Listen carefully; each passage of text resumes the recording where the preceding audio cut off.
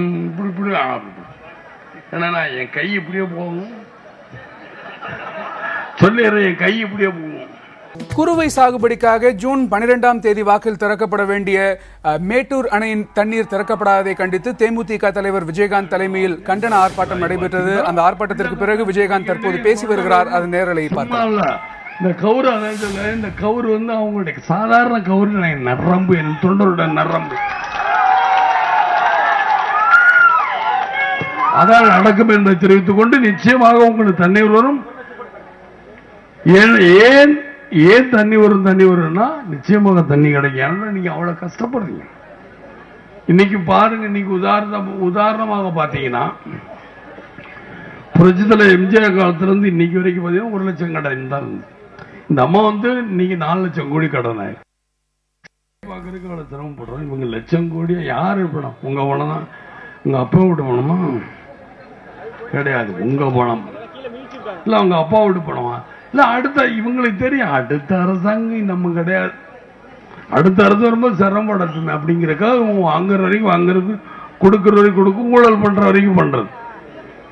ஊழலுக்கு உடனே ஆகிற அவ்வளவு பேரும் நிச்சயமாக நீங்க கம்மி போயில மேல ஒருத்தருக்க பார்த்துக்கிட்டே இருக்காங்க யார் யாருன்னு.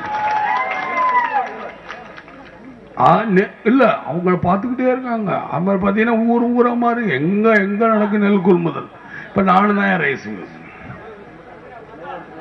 மதுரை தான். நானும் ரைஸ் மில் வச்சிருந்து நீடாமங்கலம், பரமக்குடி, நீடாமங்கலம், மன்னார்குடி, ஆடுதுறை இப்படி எல்லாம் வந்திருக்கேன். அப்ப ஸ்கூட்டர்ல. அப்ப எப்படி நெல் அளப்ப நானும் சொல்லிடுறேன். கும்பகோணத்துல ஒரு சன்மன கடை இப்படி எல்லாம் வந்திருக்கேன்.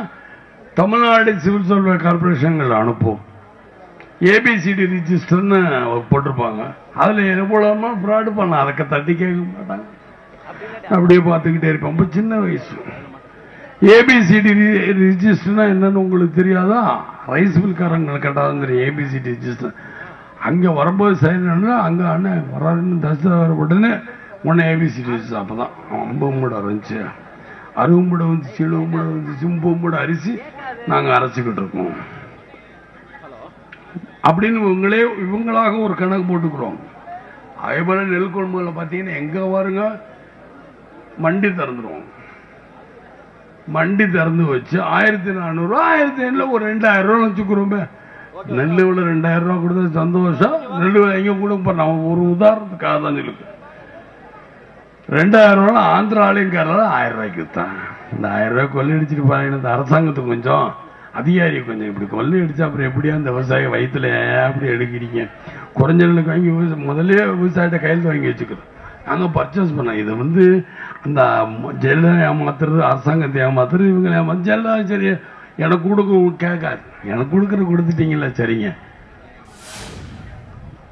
அதான் மேல இருக்கிறவங்க கையை நீட்டினா கீழே இருக்கும் கை நீட்டும், மேல இருக்க கை நீட்டாடி கீழே இருக்க கை நீட்ட மாட்டோம்.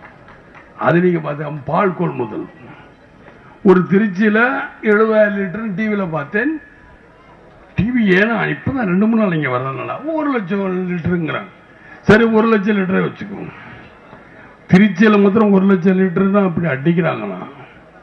திருச்சி இருக்கு, மதுரை இருக்கு, கோயம்புத்தூர் எத்தனையோ ஊர் சொல்லிட்டு போலாம். அவெல்லாம் எத்தனை லட்சம் பால் உற்பத்தியாளர்கள் எவ்வளவு போய் பாதிப்பாங்களே. அதையும் பாரு. அவன் என்ன சொல்றான்? ஆமீன்காரான் 3 லட்சம் 3 லட்சம்னா 1 லட்சத்துக்கு தான் பதப்படுத்துறது இருக்கு. மீதி 2 லட்சம் மீதி 2 லட்சம் கிலோ கொட்ட முடியும். கொட்டுங்க, பால் கெட்டு போட. அதுக்கு நாங்க என்ன பண்றோம்? ஒண்ணும் செய்ய மாட்டோம். இது இவங்கதான் மக்களின் முதல்வர். பார்த்துக்க மக்களே, பால் கொண்டாடுற. அது மாதிரி கரும்பு விவசாயிகள் என்ன சொல்றாங்க? விழுப்புரம் செல்லம், என் தொகுதி ரிஷிவந்தி செல்லம், அதெல்லாம் பார்த்தீங்கன்னா தெரியும். இன்னொரு கரும்பு விவசாயிகள் நினைச்சாங்க இந்த மாதிரி என்னங்க கரும்பு அவங்கள மத்திய அரசு சொல்லிச்சு 9,000 கோடி 6,000 கோடி கொடுக்குறேன்னா 6,000 கோடி கொடுத்தோன்னா உடனே உங்க என்னடா நான் எடுத்தேன் கூகுளில் போடும்போது தமிழ்நாடுக்கு 300 கோடி 300 கோடி ரூபா நான் கொடுத்தா கூட இங்க இருக்க சர்க்கரை எல்லாம் அரசு எடுக்கும். அரசு எப்படி எடுக்கும்? அப்போ வாட்டு வரி இங்கே போடுறாங்க தமிழ் அரசு. வாட்டை ரத்து பண்ணால் நாங்கள் கொடுத்துறோம். வாட்டு வரி தான் ரத்து போட, வாட்டு வரி 5% சொல்லும்போது அவங்களும் வடநாட்டில் இறக்குமதி பண்ணுறாங்க.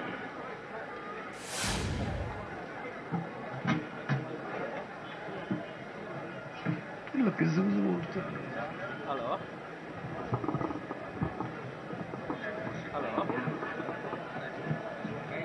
இங்கே பிடிச்சி விவசாய சித்திரம்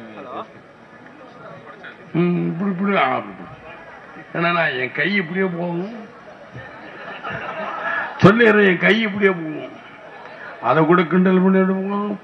எதில் அனுப்புவாங்க வாட்ஸ்அப்லையும் இதுலையும். வேற என்ன வேலை இவங்களுக்கு? என்ன எது ஒன்றாலும் விஜயகாந்த் எதுவுமா கிண்டல் பண்ண, நான் எதையுமே எதிர்கொள்ள மாட்டேன். ஏன்னா அதெல்லாம் பார்த்து பார்த்து அழுது போயிட்டேன்.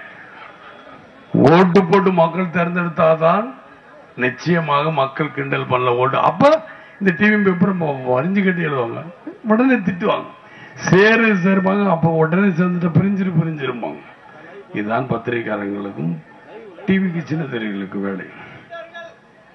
இப்ப சீதாராமையா இருக்கா யார்? கர்நாடக முதலமைச்சர். கர்நாடக முதலமைச்சர் சீதாராமையா என்ன சொன்னாங்கன்னா,